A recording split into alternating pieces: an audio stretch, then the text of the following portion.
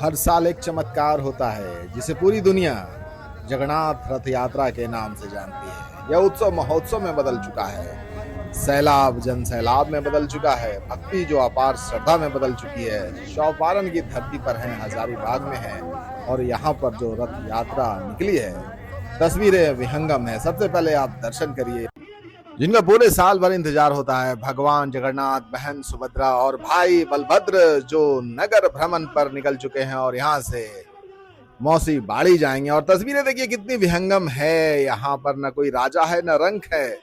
आज भगवान निकले नगर भ्रमण पर और उनके लिए जिस तरीके से भक्ति ये दिखती है, विश्वास और टूट श्रद्धा जो दिखती है, वो बहुत ही अतुलनीय है।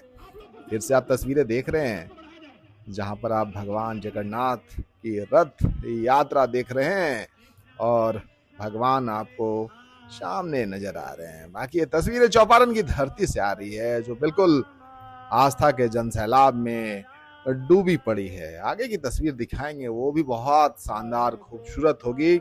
और चौपारण की धरती, हजारीबाग की धरती जो फिलहाल भक्ति के सराबोर में डूबी है। और यहाँ पर आप देखेंगे महिलाओं की संख्या जो देखेंगे वो भी बहुत बड़ी संख्या है, जो रथ को खींचने के लिए व्याकुल हैं। जो रस्सियां लगी हैं उस रस्सी से रथ को खींचा जाता है और सभी में इतनी ज्यादा उत्सुकता है कि सभी बोल बैठे जय जगन्नाथ, जय जगन्नाथ। और ये खास तस्वीरें आप दैनिक खबर के माध्यम से देख रहे हैं जहां आप महिलाओं का उत्साह देख रहे हैं। और भगवान जगन्नाथ रथ यात्रा शुरू हो चुकी है जहां रस्सियां खींची जा रही हैं। और आप देखिए किस तरीके से महिलाएं हैं, बच्चे हैं और बुजुर्ग महिलाएं भी इसमें शामिल हैं। रस्सी भक्तों के लिए भगवान की कृपा पाने का एक शक्तिशाली रास्ता है। जय जगन्नाथ, जय जगन्नाथ।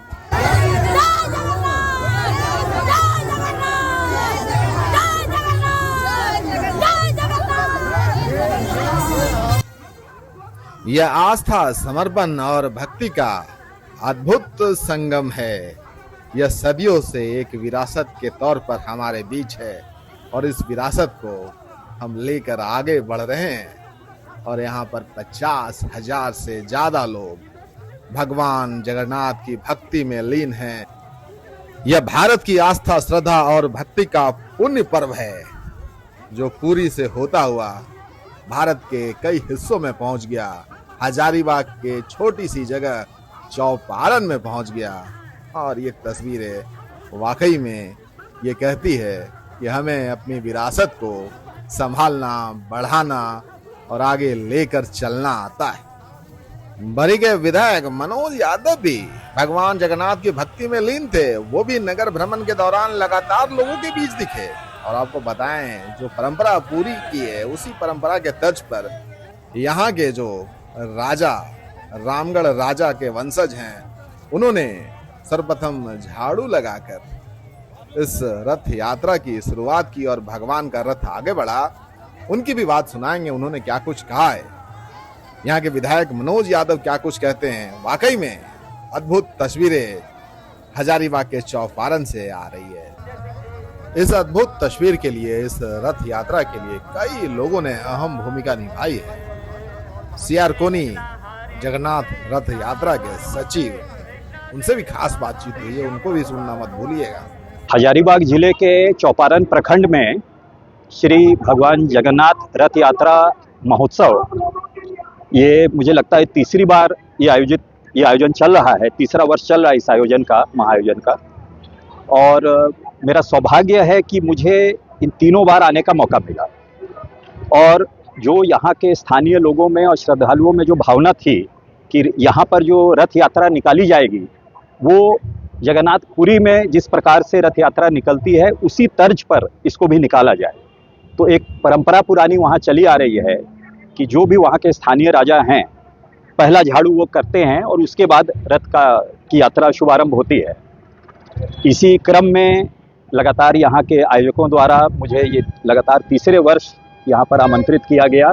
और ये मेरे लिए बहुत खुशी और सौभाग्य की बात है कि प्रभु जगन्नाथ का ये पावन रथ जो आज यहाँ से प्रारंभ होता है, उसमें एक उसका पहला झाड़ू दे करके उसका शुभारंभ करने का, ये मेरे लिए बहुत ही सौभाग्य की बात है। और जैसा आप लोग देखते हैं, हर वर्ष उपस्थिति यहाँ स्थानीय लोगों की, श्रद्धालुओं की बढ़ती जा रही है। और आज ये तीसरा वर्ष है, पूरा जन सैलाब उभरा हुआ है। और केवल चौपारण नहीं, आसपास के कई जिलों से लोग यहाँ पर आए हैं। और मैं प्रार्थना करूँगा कि भगवान जगन्नाथ की असीम अनुकंपा, उनका आशीर्वाद, स्नेह सभी यहाँ के स्थानीय लोगों को और तमाम श्रद्धालुओं को सदैव मिलता रहे। जय जगन्नाथ।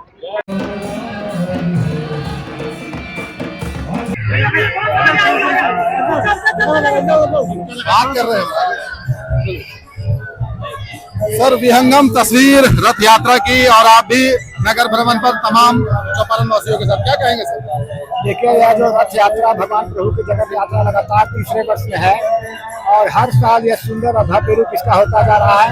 यह द्योतक है हमारे धार्मिक संस्कृति का, यह द्योतक हमारे धर्म के प्रति विश्वास का, श्रद्धा का, समर्पण का।